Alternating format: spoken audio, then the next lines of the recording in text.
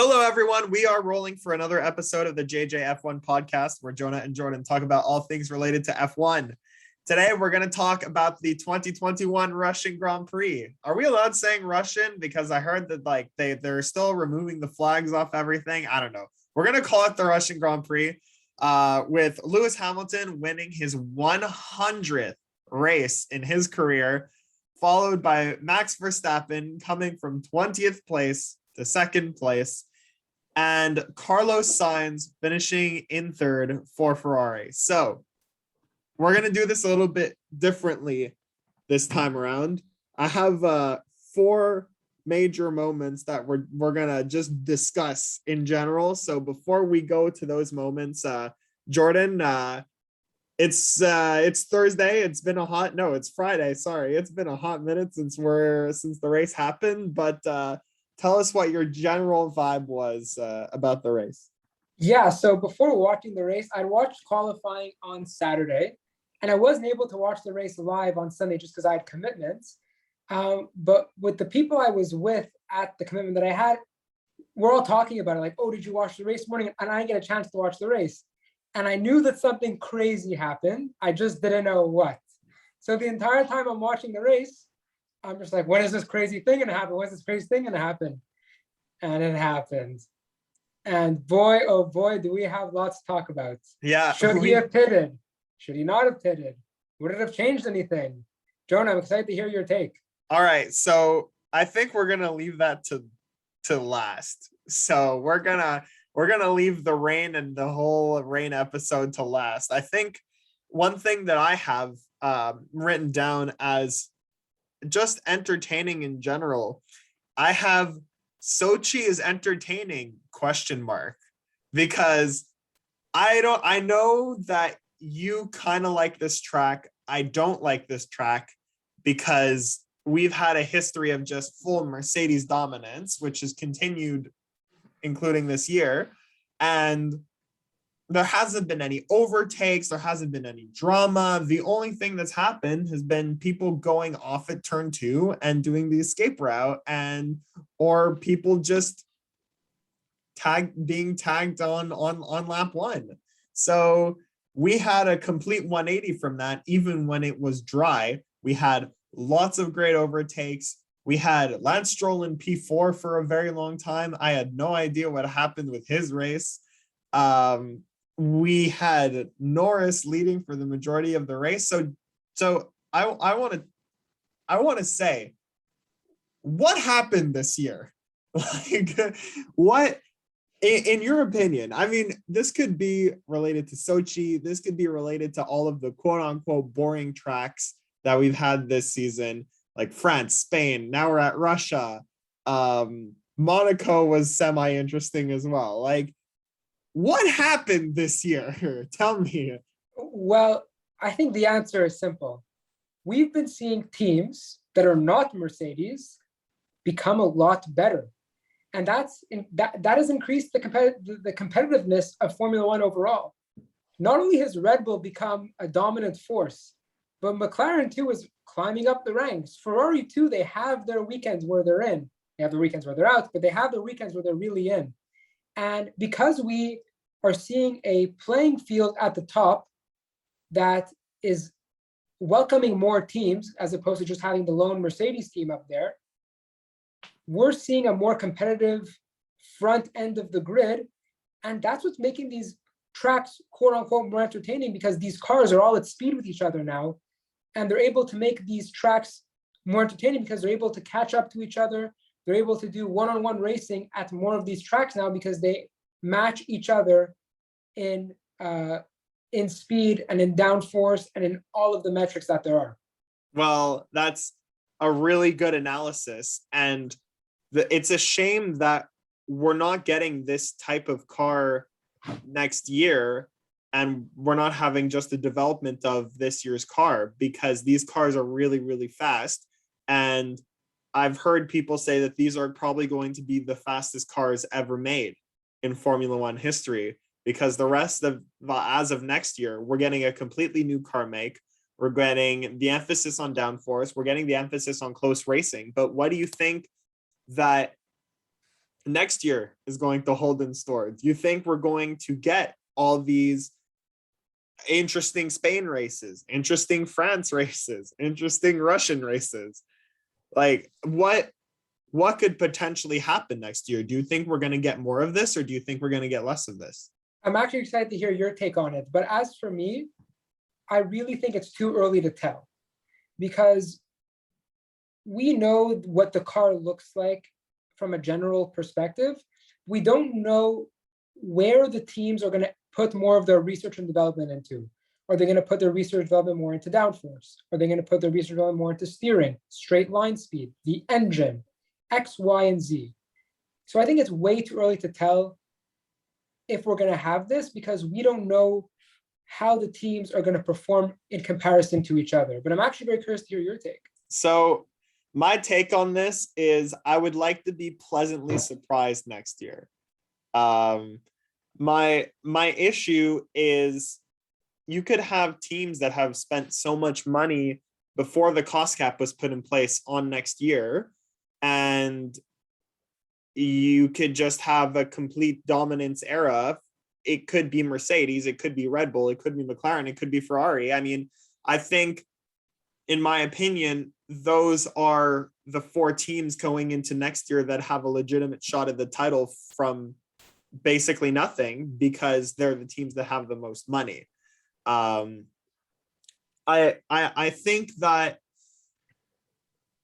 this is very good racing, and I don't think that it's going to continue at the level that it is next year, because we could have, I think that the money gap is going to be more present next year, even with the cost cap in place, because of all the money that the teams that have more money have spent on the new development of the car before the cost cap was put in place. Right. And look, your take makes a lot of sense. But I'm glad that we're going to have more of an even playing field. Well, that's what we're supposed to be expecting. We're supposed to get tighter racing, more following. I mean, it'll be a great spectacle, but I just hope that the spectacle is going to last. Yes, 100%. We also, we're starting to get a bit sidetracked now from the Russian Grand Prix. Yeah, we'll talk more about that. We clearly have lots to talk about on future podcast episodes. Yeah, but we're talking about entertaining tracks. I mean, who saw this coming? I didn't see an interesting Sochi race coming. I don't know if we talked about this, Jordan, but last year's Russian Grand Prix was the one race where I actually fell asleep mid-race because it was that boring. Not Abu Dhabi? No, I did not fall asleep during Abu Dhabi. But I fell asleep during Sochi, and I did not fall asleep this year, even though it was 8:00 in the morning and I was in New York City. I was still up and awake and ready to watch the race. And speaking of which, we had some fantastic overtakes. I mean, one overtake that I think the both of us want to talk about is Carlos Sainz taking the lead in lap 1. So, Jordan, I think you like Carlos Sainz more than I do. So I'm gonna let you hype this up for a little bit. So what I'll say is that I'm a fan of Carlos Sainz, and I really want him to stay in the lead the entire race. But we had a very good development of what happened afterwards. That lap 1 was very interesting. And it was very interesting because George Russell was in P3 for the first time in an actual race. Yeah, he was in P2 in Spa, but he didn't really race then. Still got the trophy though. Still got the trophy. Yeah. But so I really want to see how the Williams performed at the front of the field. And unfortunately, my beliefs were confirmed that the Williams didn't really have much of a push to get to the top 2 places, and it fell back. I think he ended up in the points, but he ended up in P10. Right. So I think that it just confirms that George Russell is qualifying champion, but that Williams can only do so much, especially in a race setting. So for me, that was the most intriguing part of lap one. But Carlos Sainz going in the lead was great. He got the slipstream, did it very well. Really, really, really impressive craftsmanship from him. But I want to know what you have to say. I was crossing my fingers that Sainz and Lando didn't collide, because that would have just been heartbreaking for everyone. Let's be real. Come on. The Norris Sainz bromance from McLaren last year would have taken a major hit if they had collided in lap one. Another interesting part of lap one that I enjoyed was Fernando Alonso basically saying, okay, I'm not going to deal with turn two at all. I'm not going to deal with it. I'm just going to go flat out into the escape route and call it a day. As long as I keep my car intact and I stay in the same position, it's fine. And it was, I think that was just Fernando Alonso. It's a mix of him being a veteran on track and saying, hey, there's this loophole that I could exploit. And the other side is, you know what? I want to keep my car in one piece. So I'm just going to take the escape route on that. Also, I mean, I mentioned it before, Lance Stroll in P4.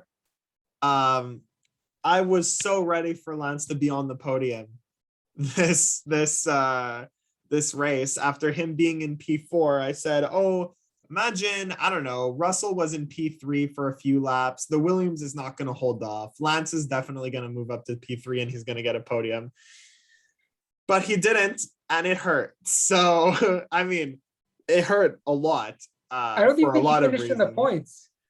I think he finished in P8. He might have. Oh, yeah, maybe. I don't remember. I'm gonna do some quick research while we're recording. No, that's not true. Lance finished P11. Yeah, okay, I was right. He finished outside the points. Oh man, but I don't know what's going on. What's going on with Aston Martin this year? That is a whole episode in itself. I mean, Aston Martin recently opened up their new factory, or no, they broke ground on their new factory. Sorry about that. I think that it's going to be, I mean, you could see that the ownership isn't messing around. They partnered with James Bond last weekend, which was cool as hell. Yeah.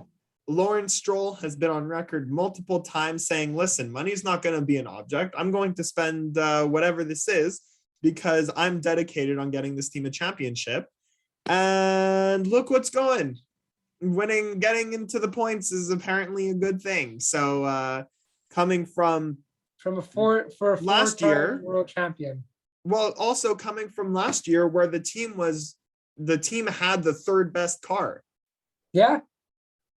I mean, the team didn't finish third because of their 15-point penalty, but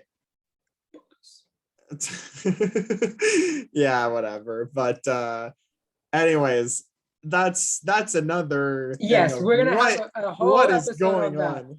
Write that down for ideas, Jonah. I'm writing it down for ideas. Now before we have two major moments left.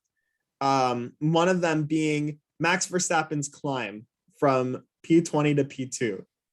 And Jordan, I want to see how you feel about this, because I walked into this race knowing, okay, Max is going to take an engine penalty. He's not even bothering to do qualifying.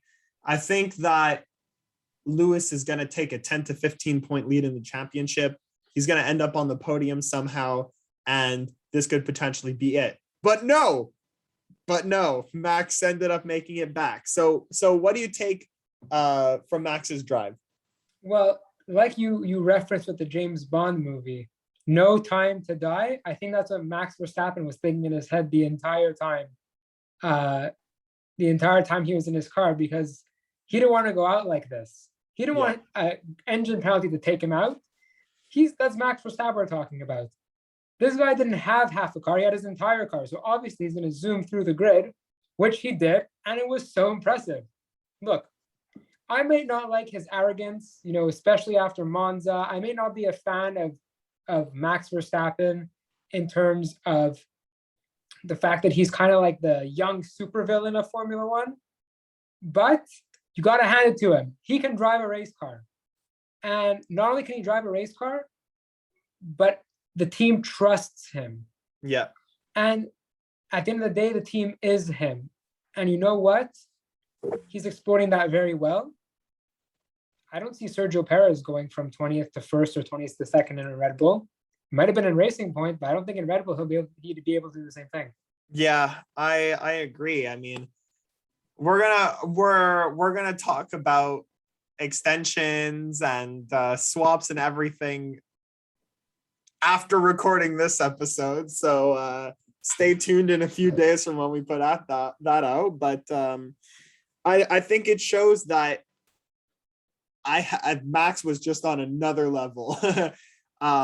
I mean, sure, I will say the rain helped him a lot.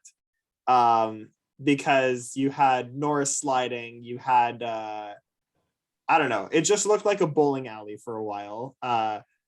Norris slipped, Perez slipped. There were a lot of very timely moments that helped Max get to P2. But even then, I think that it was really the drive of a champion. And I looked at the data a few days ago, and from what I remember, Max has led 360 something laps this season, and Lewis has led 150, and Lewis is currently in the lead of the Drivers' Championship. So we could see that Max is currently the more dominant driver this season. It's just that there have been fortunes that have gone Hamilton's way, like, for example, the engine penalty that just happened with Max. We had the crash in Silverstone. We had the crash in Monza. It's situations like that that could really play a big factor in the championship. And I think that Max knew that he needed to do really well today. Otherwise, his championship is, I wouldn't say entirely over, but it would be a little bit more difficult to come back. Even if you get first and Hamilton gets second for 7 races, it won't work. So that is how I feel about that comeback. Is there anything else that you wanted to add to that before we go to the rain? I think you hit the nail right on the head. But talk about the rain. Let's talk about the rain. Yeah, so we saw I want to say from lap 47 onwards, we saw a very hectic couple of laps where the radar was saying the rain is going to fall. At the beginning, the track didn't seem so slippery. So the teams had to make a crucial decision. Pit sprinters or not pit sprinters. Mm-hmm. And there was Lando in front, and it's his first time leading a race. It's his first time really 3 or 4 laps away from the victory. Jonah, what do you think of Lando Norris's call to not go into the pit lane and Lewis taking advantage of that? From what I understood, I think it was the team's call to stay out. You could correct me if I'm wrong, but I listened to the team radio afterwards. I saw the best of team radio or the team radio clip on YouTube. And it was fully Lando's call. He was yelling at them saying, no, no, no. Like, he was yelling at them. Lewis was more listening to his team. So if I may, I might just say my thoughts on this. Yeah, you could go for it. I'll leave you to it. I think that this really speaks. This is not a question of who really won the race, but I think you could tell in this situation, when all the chips are on the table and, when the money's on the line, who is able to be more poised and make the best decision based off of their experience and based off their maturity. I think we saw our answer. And I don't think that Lando Norris is a bad driver. I think he's a great driver. He's incredibly talented, clearly. But I do think that this is just a learning experience for Lando Norris. And I do think that we will win 10 times more races in the future as a result. And I think he's better for it. I will say, I think that you really hit that on the nail. I think that, Lewis Hamilton has been in Formula One since we were 6 and 7 years old. So it's been a hot minute since Lewis Hamilton has been in Formula One. And throughout his time in Formula One, he's driven some crazy wet races. And I mean, especially this year, we saw the difference between times where he will listen to his team or he will not listen to his team, or where he can make a bad decision related to weather. One of those examples being Hungary this year, where it was lights out for Lewis Hamilton only, which was a mix of, I guess, team and driver. But I think that this will be a major hit for Lando Norris. And I think that it's going to change the way that he's going to view the rest of the season. I think he's going to be a man on a mission. If I don't see him get like 2 podiums in 7 races or something like that, something must have gone really, really wrong, because that McLaren was about to beat everyone on pace. And in a track that, since coming to the grid in 2016, sorry, that it started out, has been fully dominated by Mercedes. We thought we could finally have a different constructor winning in Sochi, but you know what? It's just something that is going to help Lando Norris down the road. And I think that it's a real learning experience for him. And sometimes it just happens like that. It happens. Life happens for certain reasons, and anything is possible. So for all you know, we could get to Turkey in a week from now, and Lando Norris could completely go in X Games mode and win the race, like, decidedly, because of what happened this weekend. 100%. I couldn't agree with you more. And I think that the pole position just fuels him. He's really a young, driven kid. And I'm pretty sure he's like a few months older than you and a few months. Which is so crazy to think. Or no, either that or a few months younger than you and a few months older than I am. I don't know. What have I done with my life? Yeah, we have NHL players that are playing at the same playing in the NHL and making millions of dollars that are the same age as us. We have drivers who have gotten pole positions in Formula One, and we're here talking about both of them. So yeah. But yeah, so overall, we were treated to an exciting Sochi race. And next week, in a week's time, we're going to have the pre-practice sessions for Istanbul Park. And I know that you love Istanbul Park. So Jonah, I want to get a prediction out of you. What do you think I'm going to say, Jordan? I think you're going to say a Lance Stroll podium. That is exactly what I'm going to say. I know you very well. You know what? I don't think there's any logic behind my call here, but I'm going to say it anyways. Lance Stroll podium. I don't know how it's going to happen. Lance in Istanbul is apparently his bread and butter, even though Formula One hadn't raced there in 9 years before he showed up. He's going to get on the podium. I feel it. I feel like it's going to be the pride of Canada for that weekend, unless there's a tennis match and Leila Fernandez or Denis Shapovalov or Bianca Andreescu do well again, or the Habs win or something like that. Anyways, that'll be the pride of Canadian sports for the weekend. Lance Stroll on the podium. All right. I have a very, very different prediction. Tell me. I'm saying, and this is not a podium, this is not a race prediction, it's a quality prediction. I'm saying George Russell, P1 in quali. What? Yeah, I'm saying George Russell, pole position. It's a very bold prediction, but I'm making it. He's been doing so well. He's Why? Mr. Saturday for a reason. And yeah, anything can happen in Turkey. But why? Because I think that he has a very good pace in quality this year. And I You think know we can that have- before like 4 weeks ago, Williams hadn't scored points in 2.5 years, right? And now I'm saying P1. Okay, well, I want to hear more about this because I have a lot of questions. Yeah. And I'll make a bold prediction for the race. Tell All me. right. I'm saying Valtteri Bottas